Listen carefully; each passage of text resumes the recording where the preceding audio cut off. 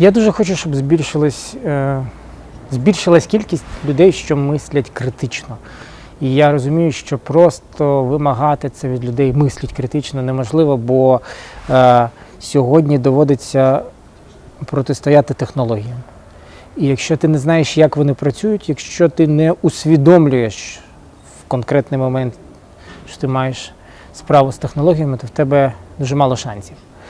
І відповідно я намагаюся поширювати свої знання про інформацію і вплив для того, щоб люди ділилися цим з кимось ще і було якомога більше людей, які знають, в який момент треба собі сказати стоп, а ну перевірю я інформацію. Бо парадокс нашого часу в тому, що будь-яка інформація знаходиться ось так, за кілька секунд. Не треба їхати в бібліотеку, не треба сидіти 3 дні над підшивками старих газет. Здебільшого вся інформація просто клік, і цей клік ніхто не робить.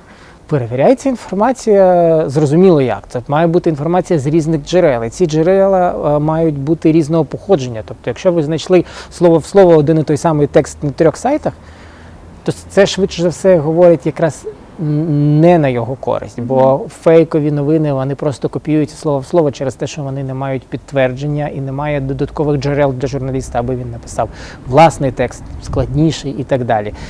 І друге, дуже бажано володіти англійською мовою, бо на нашому просторі 90% фейків, які я зустрічаю, вони всі існують, власне, російською мовою і створені російською мовою, і в кращому випадку перекладені з російської, а найчастіше навіть ні.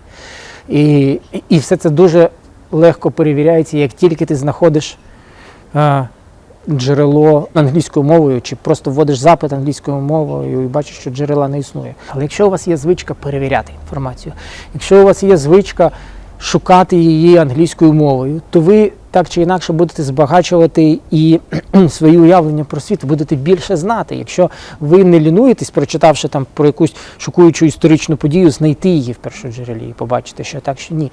Бо навіть мова ж не обов'язково йде про фейк чи пропаганду. Мова може йти про те, що хтось вам подав своє бачення. Воно не відповідає дійсності. Це людина так уявляє світ, і так бачить, і так сприймає свою оцінку. А ви позбавляєте можливості себе зробити власну оцінку, спираючись на перше джерело.